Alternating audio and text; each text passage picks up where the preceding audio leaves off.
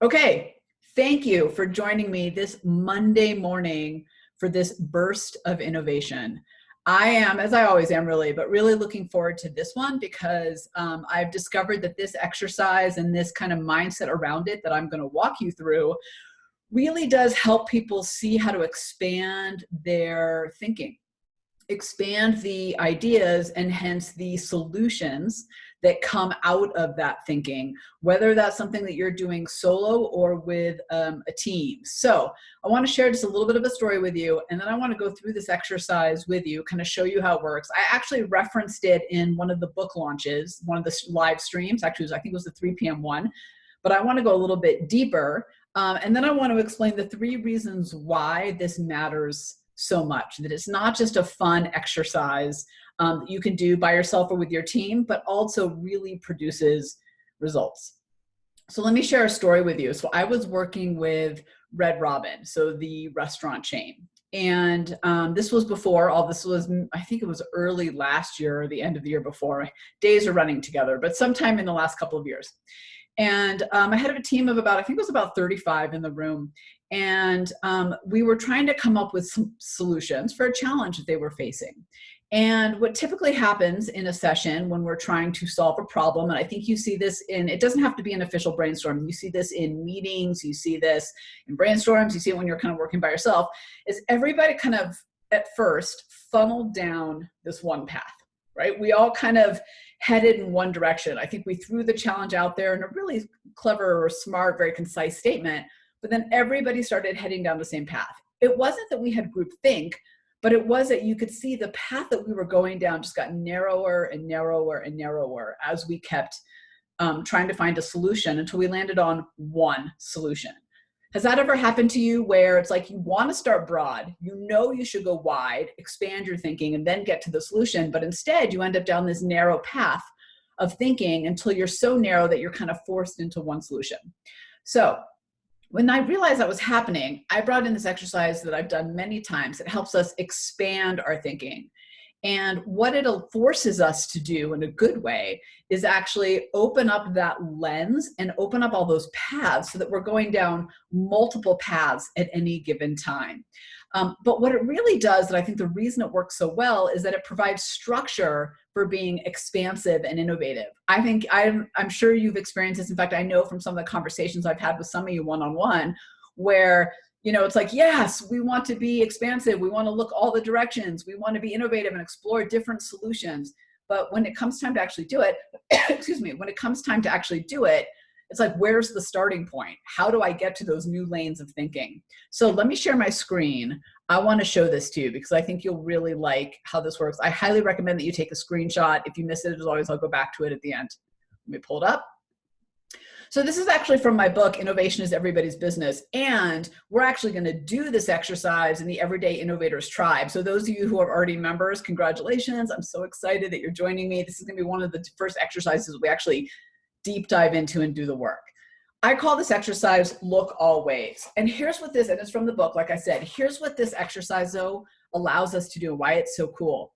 When you've got your challenge, your product, your service, your opportunity, whatever it is kind of in the center of that circle, this exercise allows you to look all different directions to find a solution. Now, I want to put my chat bar up because we're going to play with this a little bit, and I want to see your ideas in the chat bar. This is not about being right. I want you to remember, this is about just throwing stuff out there. This is about experimenting, which also makes good innovation, by the way. I talked about this in another 10-minute burst that I would absolutely go find if you haven't listened to it, about how we have to innovate and then analyze. We can't do both at the same time, even though we do, right? We judge ourselves so much. So what I want today is just the innovation. We're not going to worry about the analysis. We can do that another time. But again, going to this exercise, this allows us to innovate in all different directions. So let me tell you what each of these mean, and then we're going to do a little exercise around it. So I'm going to read it from my book just to make sure I get it right. So improve, right, to make something better. So I might say that improvement was like the example I shared last week around Chick-fil-A shifting up how they do the ordering, right? They improved their ordering system to this whole outdoor process. That's improve. Create, so create a new use for something that already exists. So like if a glass of water is to hold water to drink, what's a new use that you could create for it? Transform something else into, let's use that glass of water again, into a glass of water. So what else could you use to provide the same benefit of what you do now? And by the way, for create, let me go back, I'm sorry, for create, for that new use, I would say meal kits at restaurants, right? That's a new use for something they already have. For transform something else into a glass of water, meaning you take something that doesn't yet have that application and turn it into something you use here. So for example, microbrews making hand sanitizer, right? That's a whole new way and a new use. All right, disrupt. Come up with the wildest, most disruptive, no handcuffs innovation, right? That's like going big, leaping, going bold. For me, that's our new everyday innovator tribe, right? We just went, what is the most ideal, wildest thing we could create, and how could we create it? And how do we rearrange the pieces completely to get something wildly new, but super valuable? And then worsen, right? Make something worse. And then how do we use it now that it's worse? I'll give you an example with this one. I was leading a session. We were playing with a bottle of water, which we can do today for this. And they said, well, what would make a glass of water worse is if it were dirty, right? Like if it was not drinkable. And then someone said, all right, well, now that it's not drinkable, what do we do with it? And someone else said, oh, we use this as the basis for our tomato plants, right? This is perfect. It's got all the ingredients in it to be a great water for vegetable gardens. So do you see the point? But here's the thing about this again. We get into one lane, we end up going one direction. And then with that lane, as we go on and on, gets narrower and narrower. So we want to go wide, and then we want to figure it out. So just really quickly throw it out there. And you can pick any one of these to speak to you. I don't even care. But let's pick a mug of coffee, right? I've got my mug of coffee. Let's just pick one, make it better, turn it into something new, find another thing that could be a cup of coffee, make it wild, make it worse, whatever. Put it in the chat bar. We're going to give this 1 minute, but I want us to come up with all these different ideas because I want you to see how having all these different paths opens up our thinking. So I'm going to give you a second. Just look at my Lake Tahoe background for inspiration, right, Jen?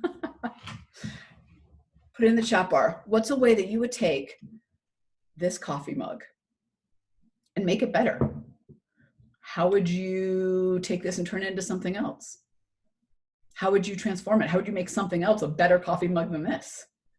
How would you disrupt it wildly? Like if I were to disrupt the coffee mug, I would make it so that it always stays the perfect temperature for me, like it knows my temperature. All right, Lisa put, the cup could keep the coffee warm no matter how long it sits. Lisa, you and I are on the same page. Exactly. Because you know what? Warming it up in the microwave just isn't the same. Lisa, and for all of you, do you see how when you actually have these different paths, you can open up to new thinking? That's what Lisa put in there is very different than improve. Kirby, for some reason your stuff's coming in all jumbled, so I can't read it, unfortunately, although I know you're trying. So I don't know if it's a keyboard issue or what. Sarah put sustainability on the mug, promote reuse. Right, exactly. I feel like you might have picked disrupt. That was awesome. Paul wrote, capable of keeping drinks warm or cold, right? You could have the option. All right.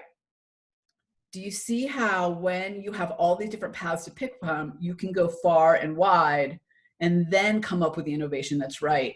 I've done this exercise a million times with groups, and you can too. It is so cool. And one of the pieces of advice I'll give you for how to do it is actually break people up. And you can do this virtually or live. I've done it with breakout rooms too, where you're like, okay, you three do improve, you three do create, you three do transform, etc. And then you come back and you share. And what's super cool about this is that people always are blown away by the other people's innovation. And that's when you start to see that there's a million different ways to think about your challenge, your opportunity, your product and services, is by going far and wide and avoiding that narrow lane that we all get trapped in. And here's the other cool thing about the way this exercise works. There are reasons that you gravitated towards maybe improve versus disrupt versus transform, because different ones speak to different everyday innovator styles. So tweakers love improve, right? Optimization. People who have imaginative is how they innovate, love to create because that's about new. People who have collaborative love transform because it's about pulling things in. People who are risk takers love disrupt because it's all about kind of being uncomfortable and bold. And interestingly, people who are instinctuals are very good at worsen because they're good at pulling disparate dots and kind of the circuitous path together, which you have to do when it's kind of when you're asked to make it worse first. As I said, though, when we do this in groups, it's so great because people are always wowed by what comes back at them. So there's 3 big lessons I want you to take out of today's burst of innovation. One is, let me go back to, I'm gonna stop sharing for a second. Okay, 3 big lessons I want you to take out of this. One is get out of the one path mentality and or process. Give yourself and your team multiple paths to pick from and then bring it all together. The other piece of advice I have with that is it's not about improve being right or transform being the right path or disrupt being the right path. It's about exploring all the paths. And what I've seen with my clients that do this is that it's usually a piece from improve, a piece from worsen, a piece from disrupt that actually come together to make really, really strong innovation. So that's number 1, get out of that one path mentality and process. The second thing is, as I hinted at earlier, is different paths unlock different innovators on your team. So if you want to tap that human potential that's in yourself and on your team, we want to give them the tools that's actually going to allow them to explore in a way that works for them. Now, it's not to say that I, as a risk taker experiential, can't do improve. I can, but that's really going to speak to a tweaker, where disrupt is going to speak to someone like me. You want to tap everybody you're dealing with, whether that's your direct team, dotted lines, people you're just meeting with on a Monday morning, whatever it is. And then the last one is you find stronger solutions when you go across all paths first. It's divergent and convergent thinking. And as I mentioned before, I know we talk in innovation, we talk about that all the time, right? We got to go far and wide, and then we got to bring it back, divergent and then convergent. The challenge is we're never given the tools to be able to do that. We're just told, all right, now take a left, now take a right, now find a new path of thinking. Well, what I found with this incredibly simple exercise is that it allows you to have that divergent thinking to go far and wide and then converge and bring it back together. And as I mentioned, the best innovation comes from these different nuggets from all these different paths. If you're feeling super adventurous with your team, have them do multiple ones. Have them do improve, have them do disrupt, have them do all of them, and shake up the team so that you get these different cross sections of thinking. All right. That was lightning fast today, I felt like, on this Monday. If you need to go back to the slides, if you didn't screenshot them, let me know. It's also in the book. I know a lot of you have the book already. It goes into much more depth in there. And like I said, we're going to be doing this exercise like deep on the next Everyday Innovators Tribe, the 90-minute Innovation Jam session that's a bonus for you founding members. So thank you, because it's going to be awesome. It's one of many things that we're going to do together. Thank you for being here. Hope you got value out of this. Let me know what that value is. You know, I love to hear your stories. It helps me make sure I'm bringing even more value and more value. On Wednesday, we're going to talk about how to have an inclusive culture without getting into the consensus trap, right? We want to be inclusive, but then we want to be collaborative. And that's different than having consensus. All right. Thank you all for being here. So appreciate you. I will see you Monday. Let me know which of these paths you ended up taking and how it led you to stronger solutions. Kirby, it's all coming up jumbled. I don't know what's happening. Thank you. Thank you for being here. I appreciate that.